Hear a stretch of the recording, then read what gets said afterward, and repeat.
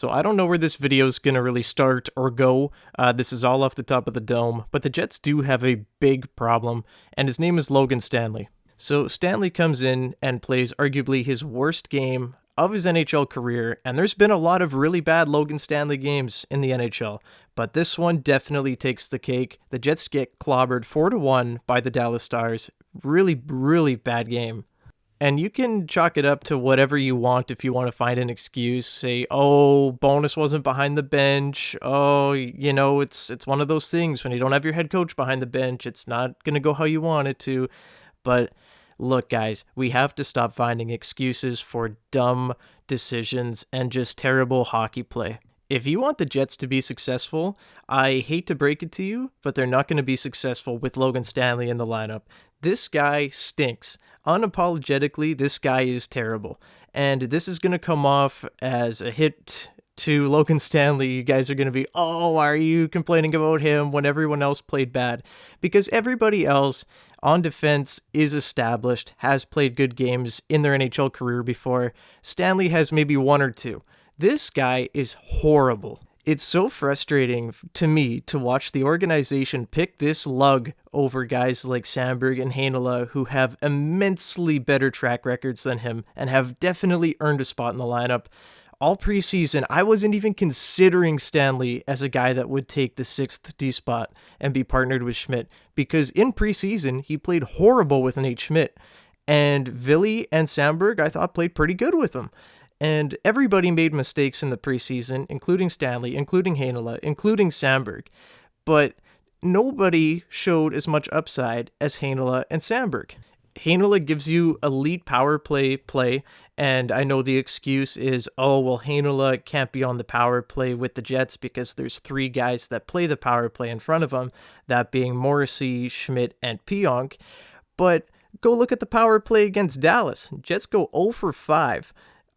Morrissey didn't look that great on the power play. I don't love Morrissey on the power play. That's beside the fact. I'm just bringing that up. But what I have a problem with is when you say, oh, Logan Stanley's in there so that he can penalty kill when he sucks at penalty killing. And it's not like he's good 5-on-5 either.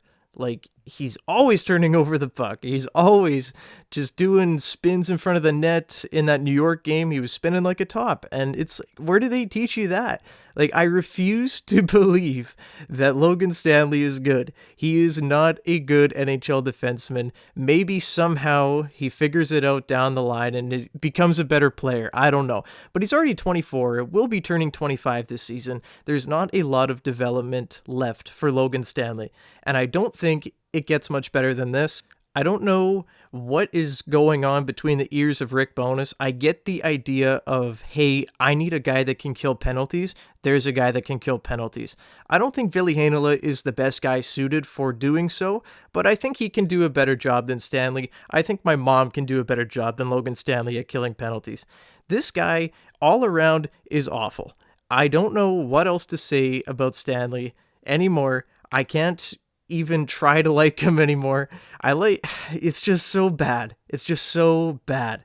I don't understand what the thought process is to take 2 guys that looked pretty decent in preseason with Samberg and Heinola and say, nah, you know what, Stanley, you're 6'7", you get to play that 6D spot. Unbelievable. There's no logic to that.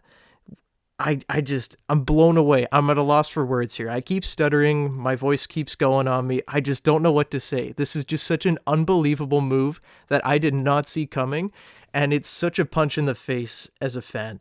It just blows my mind. So, obviously people are going to be in the comments. Maybe it's even you watching that's going to say, oh, well, Ville and Samberg need to develop. Okay, well, where's Samberg right now? Samberg's not developing, eating popcorn in the press box, and Ville's down with the Moose, dominating like usual, played fantastic in the first couple AHL games that he played. He's not getting better down there. He's playing against guys that are completely inferior to him. He's one of the best defensemen in the AHL. He's not improving, and I don't like that people think that the NHL isn't a developmental league. Look how many defensemen struggle in their first year and then are really good. Go look at Jamie Drysdale last season and a little bit in the year before that. And now go look at him, and he's a legitimate top 4 guy for the Ducks, playing really good. And that just doesn't happen if you don't get to develop your players properly. He's not growing in the AHL.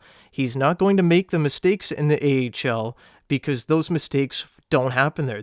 His opponents aren't good enough to be forcing those on him. And I just feel incredibly horrible for Samberg and Heinola because they're out here working their ass off, man. These are guys that have put in their dues in the AHL, and Stanley has as well, but I think that's where he belongs, to be completely honest. And the reason he isn't there is because he's on a one-way contract. And I understand, as a coach and as a GM, you want to protect your assets, right?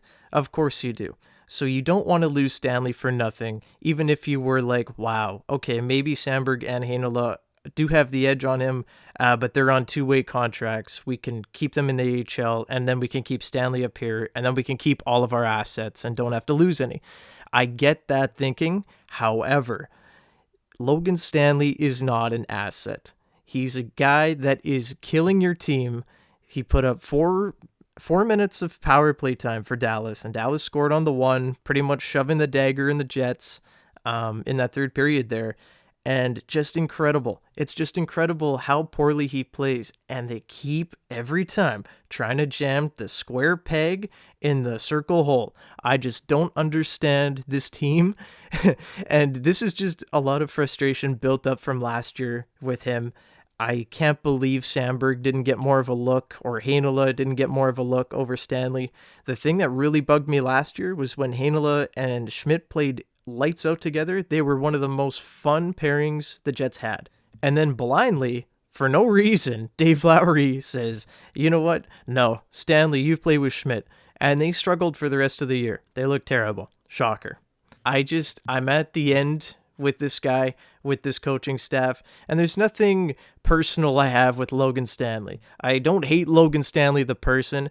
I'm more upset with the coaching staff for putting a guy that's not suited for the role in front of guys that definitely are and definitely deserve it. I think this is a crime to those guys, and I don't like it as a fan, and I just feel horrible for Ville and Dylan Samberg. That being said, I don't expect to see Stanley Wednesday against Colorado. I think that you will be seeing Dylan Samberg get the start with paired with Nate Schmidt, and we'll see how that goes. Hopefully Samberg puts on a better game than Stanley did. I don't think that's hard to do.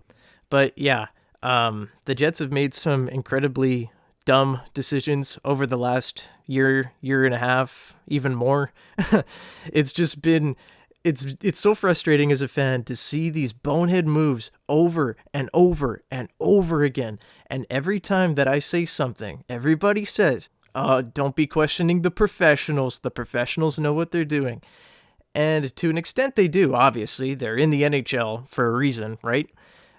But don't tell me that a lot of these moves the Jets have made sense. Don't tell me having Logan Stanley in the lineup over a guy with a two-way contract in Samberg, who they're not playing, who could go to the Moose and go get some ice time, but is sitting eating popcorn, just watching Logan Stanley do absolutely nothing on the ice.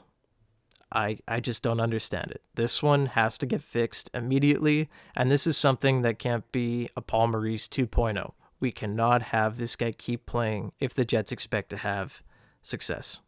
So that's where I'm going to leave it. I'm sorry if you really like Logan Stanley for some reason. Unfortunately, I don't think this video was for you.